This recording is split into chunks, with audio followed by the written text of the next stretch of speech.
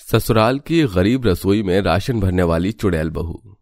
अरे सुनो भूत भाई, क्या तुम मेरी इस राशन को वहाँ रखवाने में मदद करोगे? चुड़ैल कब से राशन बांटने लग गई? जितना बोला है उतना करो, ज्यादा सवाल जवाब ना करो। अदिति के बोलने पर उन दोनों ही भूतों ने राशन के सामान को उठा लिया और वह उसे उस पते पर ले गए जहां अदिति ने उन्हें बताया था। लेकिन आखिर एक चुड़ैल ऐसा क्यों कर रही थी, जानने के लिए चलिए कहानी में पीछे चलकर देखते हैं। क्या बिगाड़ा है मैंने इन लोगों का? हमारे घर की परेशानी की सबसे बड़ी वजह तुम ही हो। मैं बताती हूँ तूने क्या किया है। ज्वाला ने ऐसे बोलकर अपनी बहू अदिति की चुटिया को पकड़ लिया और वह उसके बालों को जोर जोर से खींचने लगी। मैंने कितने ख्वाब देखे थे कि अपने बेटे की शादी किसी अमीर घर की लड़की से करवाऊंगी, लेकिन उसे मिला क्या? तू। ज्वाला ने ऐसे बोलकर अदिति का सर तेजी से एक दीवार में दे मारा।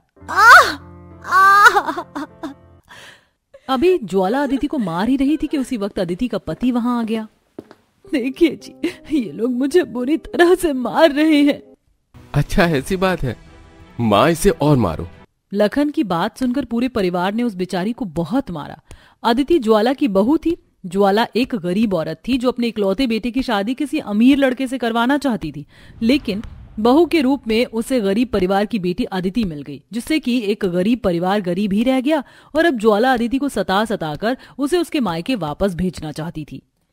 देखा लखन बेटा, मुझे नहीं लगता कि ये अदिति हमारे घर से इस तरह से जाएगी। हम इसे रोज कितना ही मार लें, लेकिन ये यहीं की यहीं रहती है। मुझे लगता है कि अब इसका कोई परमानेंट इलाज ही करना पड़ेगा, उसके बाद ही तेरी दूसरी शादी हो सकती है किसी अमीर से। मैं भी तो यही चाहता था।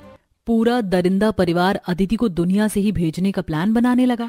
अगले दिन, सोना बेटा, जो मैंने लंच दिया है उसे खा लेना और ध्यान से मन लगाकर पढ़ाई करना। माँ, आपके बाजू पर निशान कैसे हैं? क्या आपको मच्छर ने काटा था? हाँ बेटा, मच्छर ने काटा था। अब तू जा। अदिति ने अपनी बेटी को स्कूल भेज दिया। जैसे ही वह घर के अंदर गई,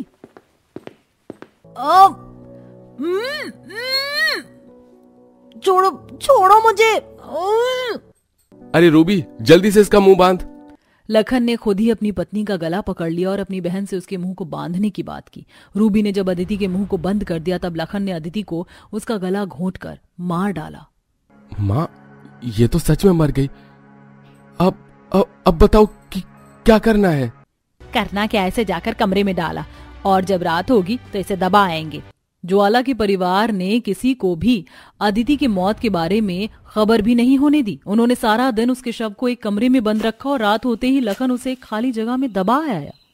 घर में सोना से परिवार वालों ने झूठ बोल दिया कि उसकी माँ किसी और के साथ भाग गई है। लेकिन ऐसी अकाल मौत के बाद अब अदिति की आत्मा को शांति नहीं मिलने वाली थी। लखन की अदिति के शव को दबाने के साथ ही उस गड्ढे से अदिति का चुड़ैल रूप निकल आया और नहीं छोड़ूंगी, किसी को भी नहीं छोड़ूंगी। अब मैं अपना बदला लूंगी।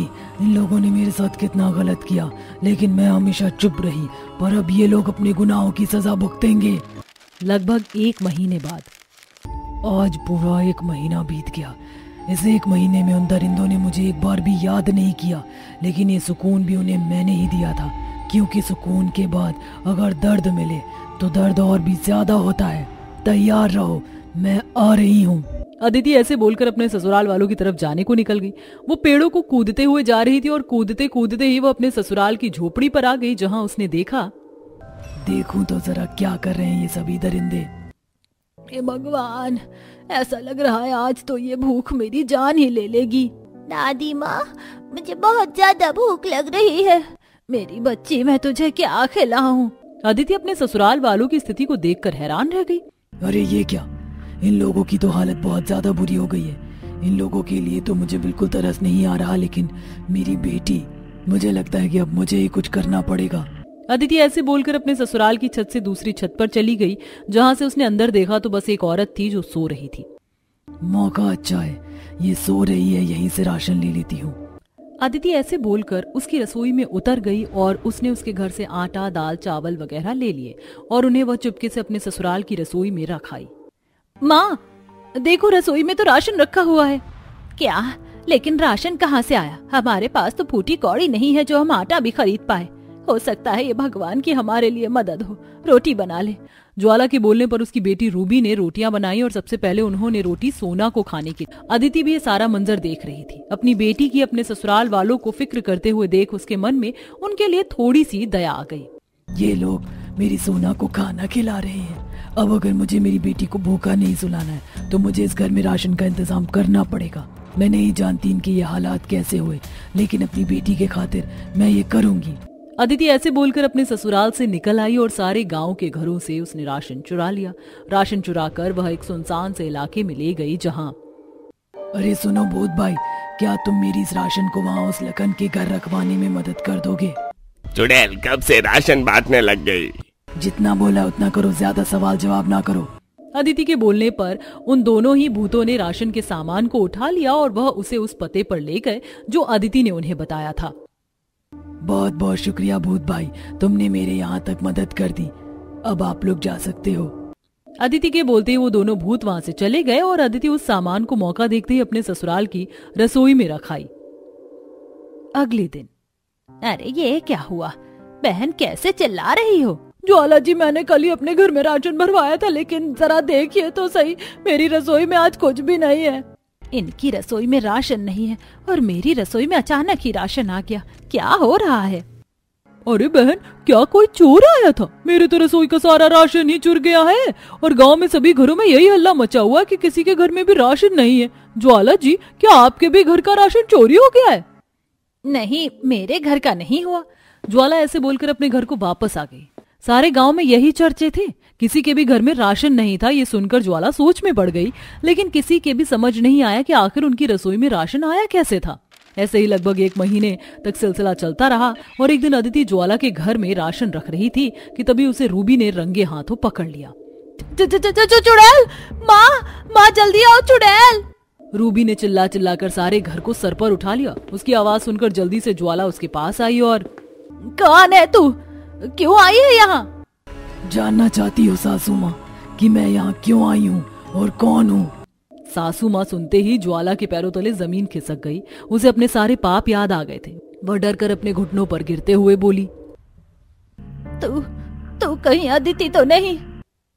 हाँ, मैं अदिति ही हूँ। मुझे माफ कर दे, मैंने बहुत गलत किया तेरे साथ, लेकिन मुझे मत मारना, मुझे माफ कर दे। ज्वाला ने ऐसे ही हाथ जोड़कर डर के मारे अपने सभी पापों को अपने ही मुंह से हाँग लिया। रूबी की उधम मचाने की वजह से गांव वाले भी ज्वाला के घर में पहुंच चुके थे। ये सारी बातें उन लोगों ने भी सुन ली और वो बोले, ज्वाला जी, आप तो कहती थी आपकी बहू कहीं चली गई है, लेकिन ये क्या, आप तो इसकी कातिल निकली। अब ये चुड़ैल बनकर आपकी जान लेगी। नहीं, मैं आई तो यहाँ बदला लेने के लिए थी, लेकिन मेरी बेटी इन्हीं के पास है। और दूसरी बात, जो भी हुआ वो मेरे नसीब में लिखा था, इसलिए मैं इन्हें माफ करती हूँ। आप लोगों से भी एक गुजारिश है कि इन लोगों को आप भी माफ कर दे। मुझे अब कोई बदला नहीं चाहिए। आप सभी ने मुझे देख लिया, इसलिए अब मुझे यहाँ से जाना होगा। लेकिन हाँ, एक बात कहती हूँ, मैं आपको माफी सिर्फ मेरी बेटी की वजह से दे रही हूँ सासू माँ। लखन जी को बोलिए कि वो कोई काम करे और मेरी बेटी का भविष्य सुधारे, नहीं तो मैं वापस आ जाऊंगी। अदिति की बात सुनकर ज्वाला ने गर्दन हिला दी और फिर अदिति वहां से गायब हो गई। उस दिन के बाद वह फिर कभी अपने ससुराल नहीं आई। वहीं लखन को भी अब अकल आ चुकी थी। वह काम करता था और अब अपने परिवार का पेट पालता था और अब सब कुछ ठीक हो चुका।